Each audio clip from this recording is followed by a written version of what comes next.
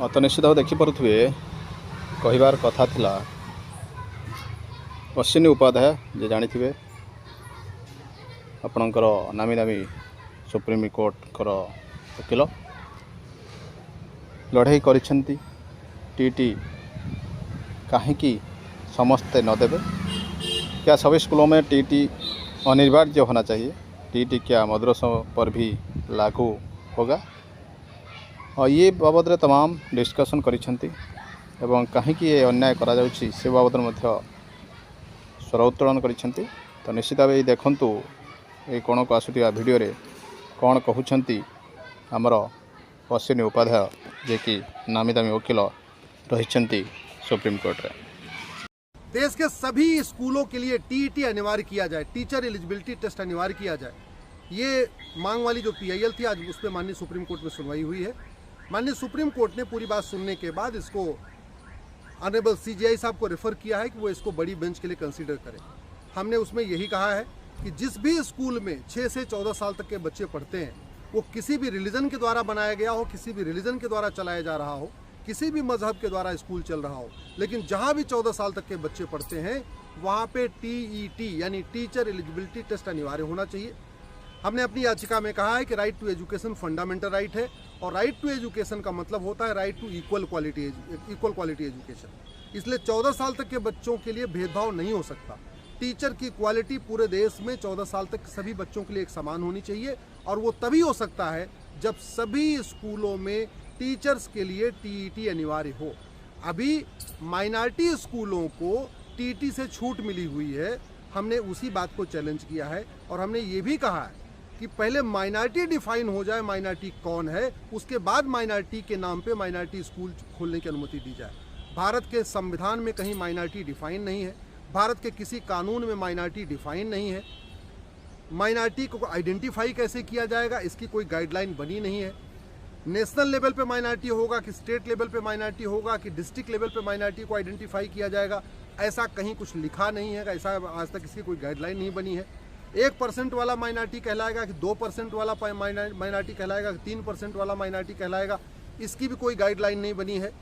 जिसकी संख्या हज़ारों में होगी वो माइनॉरिटी कहलाएगा या जिसकी संख्या लाखों में होगी वो माइनॉरिटी कहलाएगा या जिसकी संख्या करोड़ों में होगी वो माइनॉरिटी कहलाएगा। तो आज की डेट में माइनॉरिटीज़ के नाम पे स्कूल चल रहे हैं, माइनॉरिटी के नाम पे कॉलेज चल रहे हैं, माइनॉरिटी के नाम पे लोन वजीफ़ा चल रहा है, माइनॉरिटी के नाम पे यूनिवर्सिटी चल रही है, लेकिन माइनॉरिटी कौन है ये कहीं लिखा ही नहीं है। माइनॉरिटी को आज तक डिफाइन ही नहीं किया गया है, इसीलिए हमने इसको चैलेंज किया है। राइट टू एजुकेशन में 2012 में संसद में एक प्रस्ताव पास करके राइट टू एजुकेशन को बदला गया था और वो 2012 में इसलिए बदलाव किया गया था कि 2012 में 7 राज्यों में चुनाव होना था। मुस्लिम पर्सनल लॉ बोर्ड और जमीयत उलमा हिंद बार बार कह रहे थे कि मदरसों को राइट टू एजुकेशन के दायरे से बाहर निकालिए।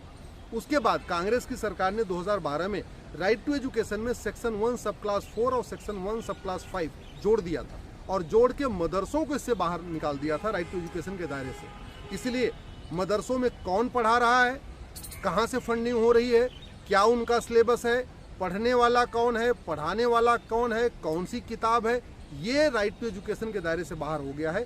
हमने उस दोनों धाराओं को भी माननीय सुप्रीम कोर्ट में चैलेंज किया है।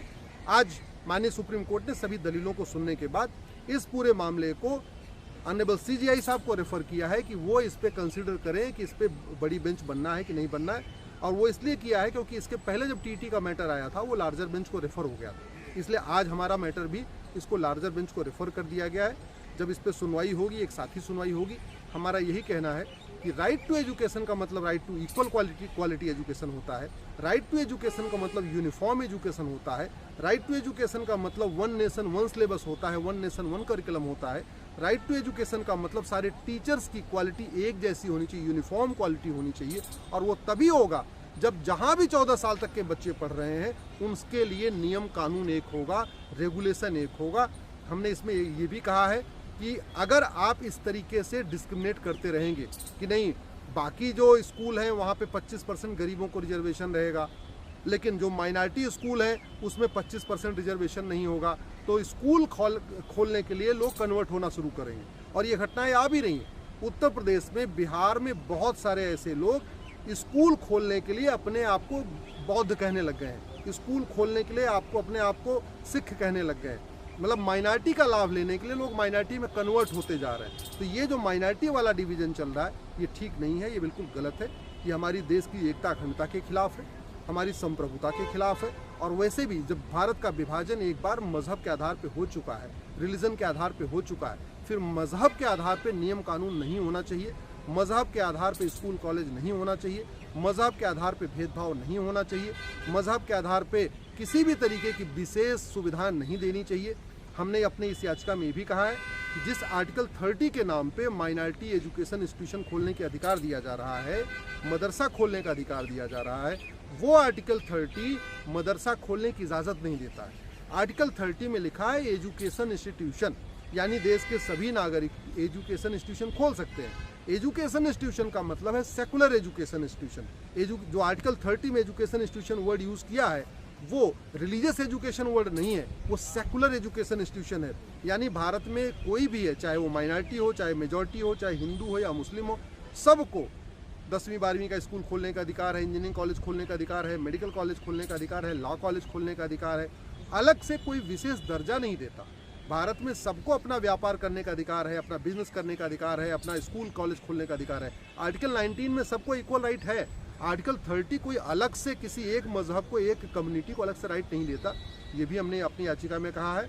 और दूसरा हमने सबसे इम्पोर्टेंट कहा है कि ये जो मदरसा खुल रहा है, जो दीनी तालीम सेंटर है, जो रिलीजन को प्रमोट करने के लिए, मजहब को प्रमोट करने के लिए, ये आर्टिकल 30 के दायरे में नहीं आता। ये मैक्सिमम हो सकता है आर्टिकल 25 में, जो फ्रीडम ऑफ रिलीजन है, जहाँ लिखा हुआ है प्रोपोगेट रिलीजन। आर्टिकल 25 में कहा है कि आप अपने रिलीजन को मना सकते हैं, अपने हिसाब से रह सकते हैं, इसके अलावा प्रोपोगेट कर सकते हैं। तो रिलीजन को प्रोपोगेट करने का तरीका है मदरसा। तो मदरसा आर्टिकल 25 में आएगा, ना कि आर्टिकल 30 में आएगा। इन्हीं सारी बातों को सुनते हुए हमने करीब उसमें 15 क्वेश्चन ऑफ लॉ रेज किए हुए। तो ऑनरेबल माननीय सुप्रीम कोर्ट ने कहा है कि चूंकि ये सब्सटेंशियल क्वेश्चन ऑफ लॉ है, इन पर सुनवाई बहुत ज़रूरी है और इसके लिए बड़ी बेंच का गठन होना चाहिए। इसलिए इस पूरे मैटर को बड़ी ऑनरेबल CJI साहब के पास रेफर कर दिया है कि वो इस पर बड़ी बेंच बनाएं और इस पर आगे की सुनवाई शुरू करें।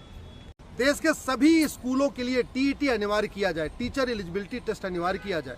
ये मांग वाली जो PIL थी, आज उस पर माननीय सुप्रीम कोर्ट में सुनवाई हुई है।